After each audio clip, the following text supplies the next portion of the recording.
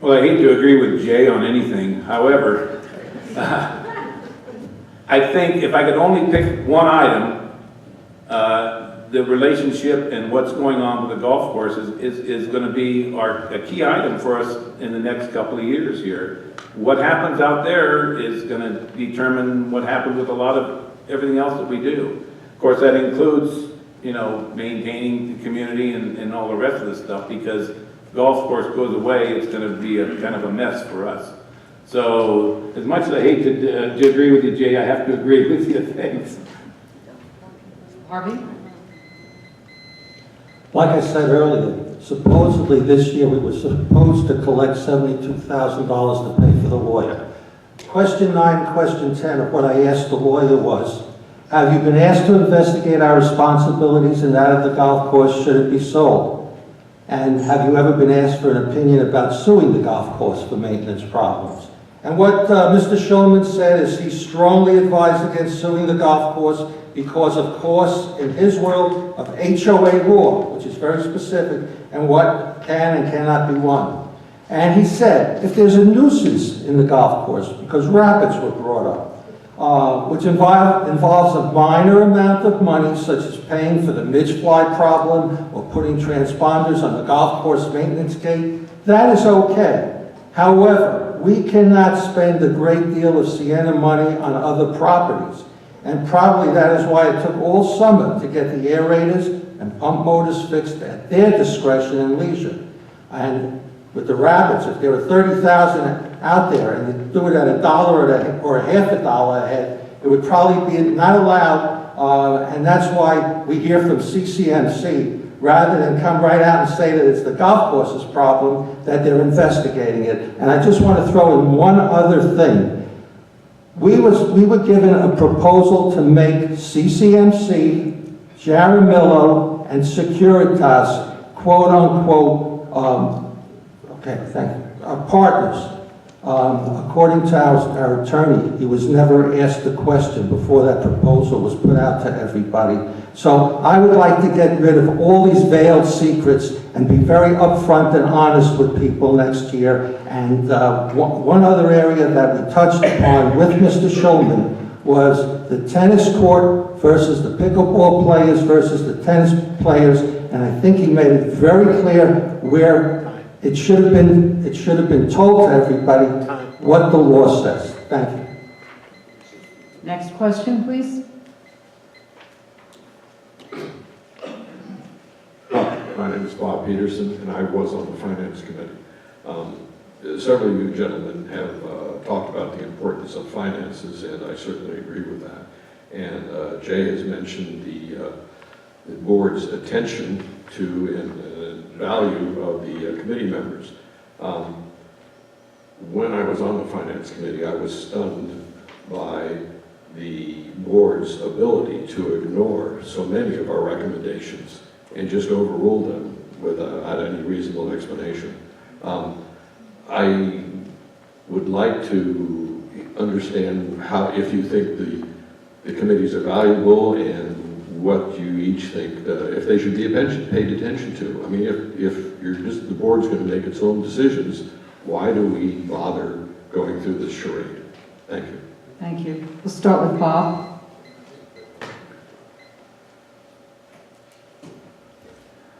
To me, the first line of action of getting something done in our Siena community is the committees. They go through, they make the investigations, they look, they vote, they have a more widespread, because of the sizes of the committees, they have more people and can get more input on some of these matters. They make a recommendation to the board. The board has to evaluate that recommendation from their perspective. But it's like Harry Truman said, the buck stops there. So they listen to the recommendations. We have to have the committees make the recommendations because there's not time for each board member to know everything about every issue. But then they have to make a decision, and they have to make a decision based on their fiduciary responsibility to each and every one of us in the room. Sometimes, when it comes down to that, people may not agree, because those things, when they come to the board, are opinions rendered based on as much information as could be collected at the time. But someone has to make a decision. And I think that's what the board of directors has been elected to do. Steve? I do believe in committees, as I'm on one, and we do gather information, but the structure of the committees, I believe, need to be changed. Okay, I was a fireman, but you can't have people on committees that know absolutely nothing about the subject and they're just doing it as a social event. If I had my way, every board member would have an expertise in one thing other than managers. 5 managers are fine, but who's the expert in safety other than me? And who's the expert in finance? Jerry, and so on and so forth. Maybe 4 out of the 5 or 3 out of the 5 have an expert in something, some profession that's related. And I could go right down the line and do that. So yes, committees are very, very important with the right people. Thank you. Jerry? Well, I think there's a problem with the committees themselves in that we don't have enough people on each of the committees. And one of my concerns is that if you have somebody on the committee that happens to disagree with other people on the committee, they end up getting bounced off the committee. Now, you don't need a rabble-rouser on the committees, but it's nice to have some varying opinions about a project, for everyone to just vote in unison that, hey, this is great, we're gonna build a wall, you know, around the pool. You need someone in there to go, wait a minute, maybe we should put a gate in that wall so you can get into the pool. So they don't have the varying, you know, enough interaction within the committees. I think the board should pay attention to the committees. I think the board should use the committees as a kitchen cabinet, so to speak, in there. One of the problems is, and I feel your frustration in that, Finance Committee has voted things down, and the board's gone ahead and done it. They probably had a good reason to do that. The frustration is they don't come back to the board and say, look, based on, we understand you said we shouldn't do this, but based on da-da-da-da-da, we're gonna do this. So all of a sudden, it's kind of like the committee's getting smacked in the face in there. So if I'm on the board, I'm gonna pay attention to what the committees say and understand where they're going and what they mean from it. Harvey? Mr. Peterson, if I get on the board, I will beg you to go back on the Finance Committee. I will beg Mr. Levine to go back on the Finance Committee. I will beg Mr. Rosenblum to go back on the committee. You are not rabble-rousers. You are very intelligent, sophisticated business people who understand what's going on with our money. And I just can't emphasize to everybody sitting here the frustration of these people when they ask questions and the manager says to them, I'll get you the answer at the next meeting, or gives them a 6-page report about reserves and depreciations only because one member asked for it and they're supposed to read it, understand it, and talk about it at that particular meeting. It's disgusting. And like I said, and at other committee meetings, I've seen people looking at their telephones, and if someone gets up from the homeowners and goes over 3 minutes, right away jump out of their seats and say, "You've gone past 3 minutes," and not be slapped down by a chairman who should be watching the time limits on committee meetings. So that's my opinion about our committees at this point. Jay? The board is very grateful for all the work the committees do, but the information and the recommendations they give to the board are advisory. The committees do not have the ultimate authority to make these decisions. It's up to the board. They are the ones who are elected. Now, I'm very sympathetic to attitudes on the Finance Committee. I was on the Finance Committee for 4 years. But their recommendations for the budget, while very important and necessary, are not the final word on it. And in this year's budget, I suspect some of them are going to be very disappointed about the recommendations that may come from the board to change the budget a bit before it is finally recommended. Now, this may happen because an individual member of the board may have an epiphany and suddenly realize that something significantly different has to be done with some of the money. That's simply the way it is. Now, I think that the Finance Committee does wonderful work, but they have a limited role, and they must recognize that what they do is limited, just like every other committee is limited. But the way we work with the committees now is radically different than the way it was 4 or 5 years ago under our president prior to Mike Cutler, when the committees were pretty much almost totally ignored if they didn't do exactly what the president of the board wanted them to do. That's not the case anymore. Thank you. Next question. Hello, thank you guys for running, appreciate it. My name's Betty Brandt, and I was lucky to get to move into Siena because my husband was a salesperson here. I've seen things change radically because of the pickleball, and I'm a tennis player. And I know some people play both, and that's great. I think that's really wonderful. But I think if we really look at the court one, we know it's getting damaged. And I was wondering how we can get a pickleball courts built for people who love the sport, because we know it's not the right surface for one thing. And it has caused animosity between people I've been friends with for years, and now we hardly speak to each other. And I'm not the only one. So I was just wondering if there's any way that you guys can think to come up with some money to build them their pickleball court that they desperately need. We have extra lines on court one, makes it really difficult for tennis people to play on that court now. And we've lost some time too, and given more time to the pickleball people. Betty, Thank time's you. up. We'll start this time with Steve.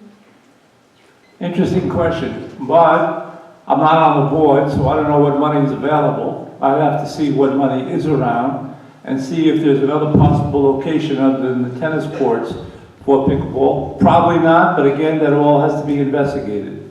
Unfortunately or fortunately, I'm not a tennis player, I'm not a pickleball player, but if the residents want it, there's no reason why I think, in my opinion, that we shouldn't have it, if they want it and if it can be done.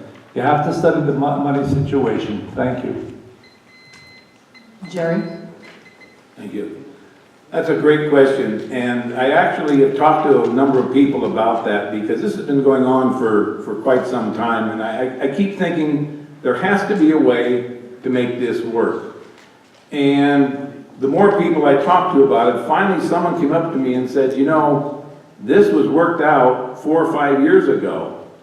We could actually fit 4 tennis courts and 4 pickleball courts in the same footprint of where the 4 tennis courts are now. How much it's going to cost is the issue. It probably, back then, they said they had a quote of like $250,000. So who knows if that was 4 or 5 years ago, what would that be? 300,000, 350,000? The issue is, where do you get the money from? Possibly part of that money could come out of reserves, because there is a budget in reserves, in the reserve study, for repairing the tennis courts. And I think there's 170,000 in the budget for that. So possibly some of the money could be somehow worked out. But you have to go through the legal steps of doing it. I think it would be great to do it if we could figure some way to do it. Harvey? At the last board meeting, Mr. Cutler said that the next board would be faced with this problem, and it would probably cost about $7,000 to figure out what should be done. I asked our attorney at the education meeting. It didn't cost $7,000. Here's what he told me, and he told everybody. And I feel that the board could have calmed the entire situation down so there's no animosity. between pickleball players and tennis players. According to the law, unless 75% of the homeowners approve a major facility change, it can't be done, and unless a majority of the homes within 500 feet of a facility, such as the tennis court, approve the new facility, it can't be done. And we don't have to spend several $1,000s to investigate whether this is the problem or not. Now, what I would do, we run surveys in this community on the most dumbest things. Why don't we put out a survey and explain to every homeowner what a pickleball court would do for their home values? And let's see what kind of answers we get back. We got 14 pages of answers on the fitness center, and that truly is like Saturday Night Live.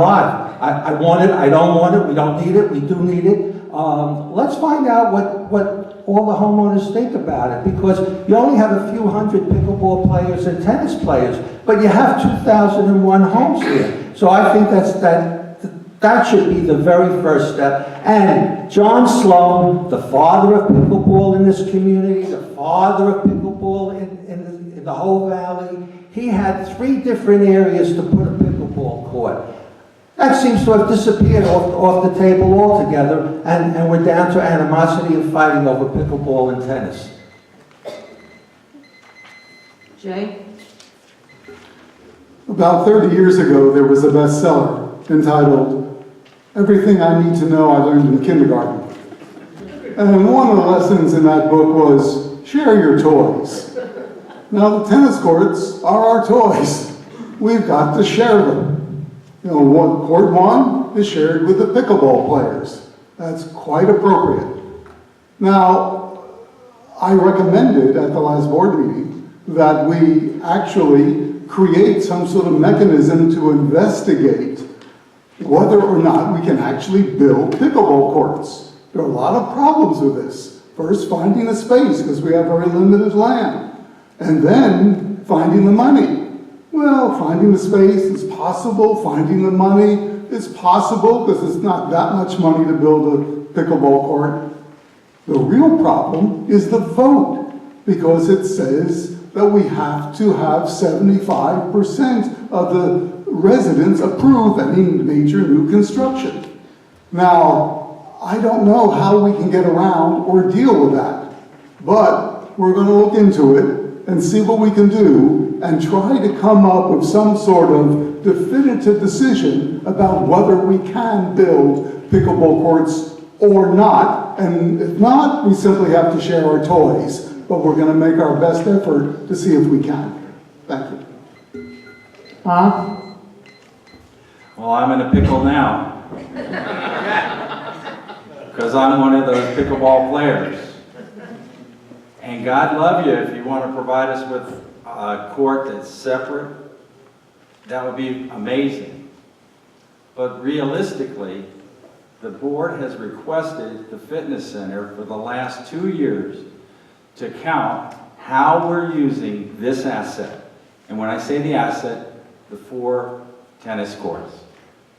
That report indicated that it was being used, at best, poorly by tennis and pickleball.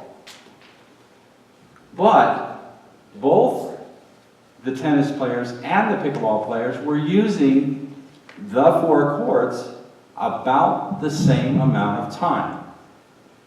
And what it came, the whole argument was over, can I play at 7 o'clock in the morning when it's cool? And that was the argument. And the statistics showed that it was very possible to use court 1 to play pickleball at 7 o'clock in the morning, every morning, except Saturday. So Jay, we are sharing our toys. And we thank the board for making that decision, because we know it didn't come easy. We don't have the money, we don't have the space, and we don't want this community to waste time on an issue like that. It's solved. Next question? I'd like to go back to an issue that came up a couple of speakers ago, and that has to do with committees. Okay. I've managed to let go of all my unresolved issues since I was on the board, except for this one.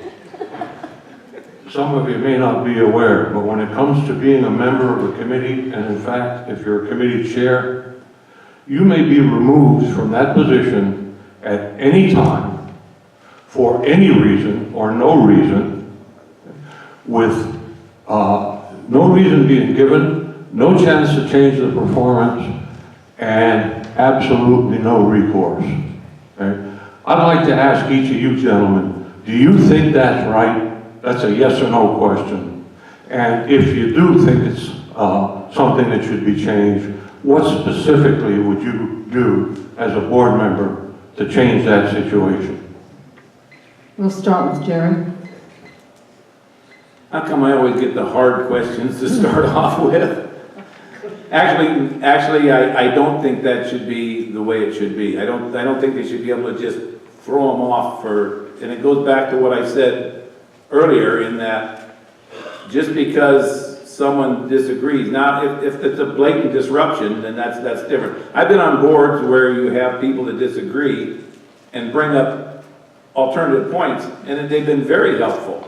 I've also been on boards where you have people that just disagree just to disagree in there, and those people should be out. There should be some mechanism other than just, we don't like you, you get out in there. And I don't know what, right now off the top of my head, I don't know what that would be. But there should be some other way than just, hey, get out. I don't know how often that actually happens.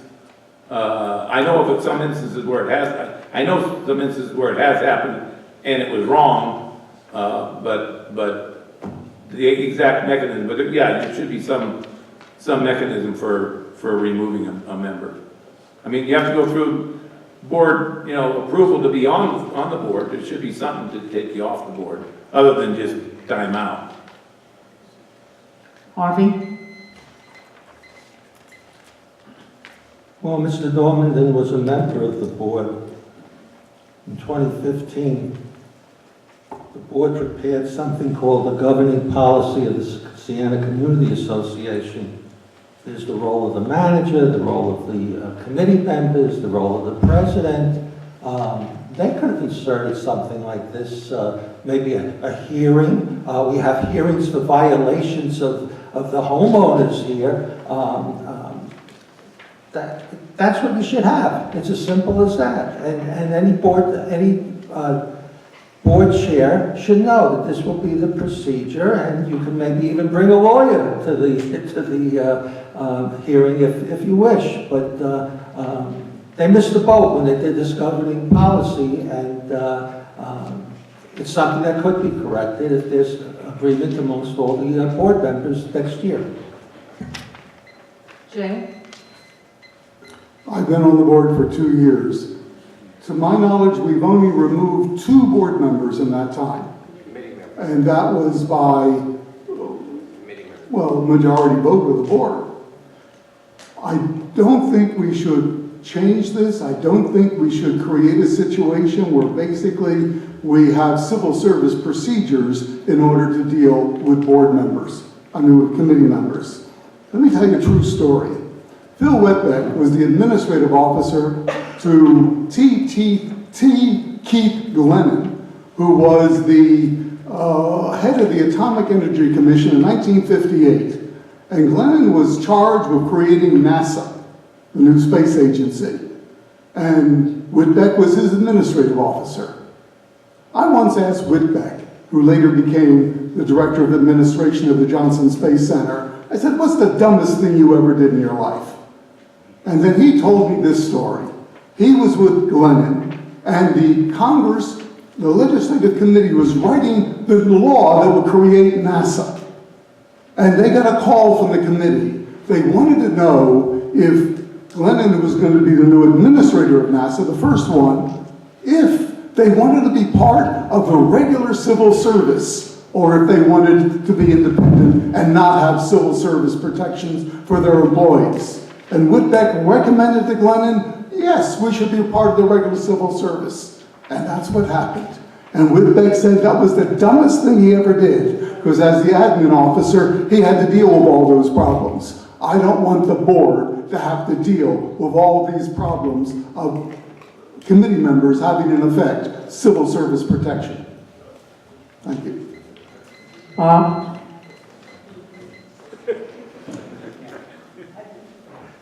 Yeah, I was listening to what you said, Bob, and to say that somebody can arbitrarily be dismissed without reason, to me, sounds unreasonable. However, I don't know what the circumstances were surrounding that situation. And I would believe if the person didn't resign, then it had to go to the board to make a decision as to whether or not that person would stay. That's their job. Thank you. Steve? No, I've been serving on the committee basically since I've moved here, and it's very, very hard to get people to serve on a committee. So I totally disagree that a person should not be removed unless they did something heinous, something ridiculous, and then yes. But just to be removed because you're in disagreement with someone else, no, you should not be removed. Thank you. Next question?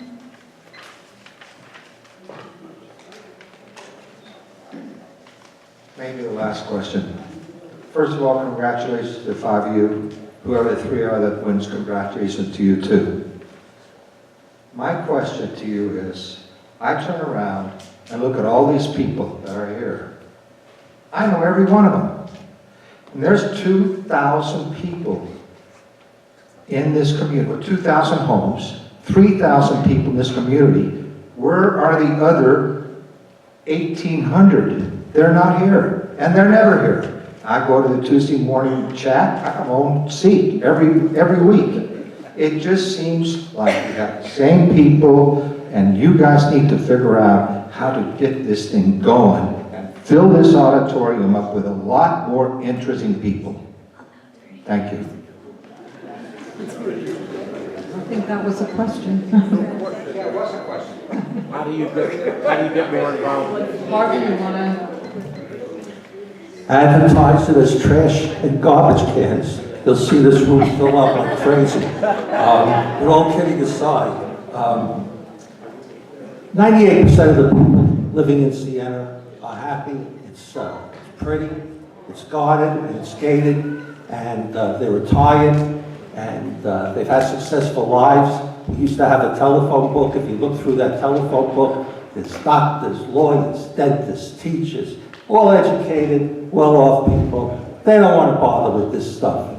But there are some people that do rise to the occasion, handful, and they like us, up here right now, take care of business. And you just have to do a good job, I guess, to get people to say, oh, everything is good, and maybe I should join up, or everything is good, and so everything is good, so why get involved? It's a very difficult task.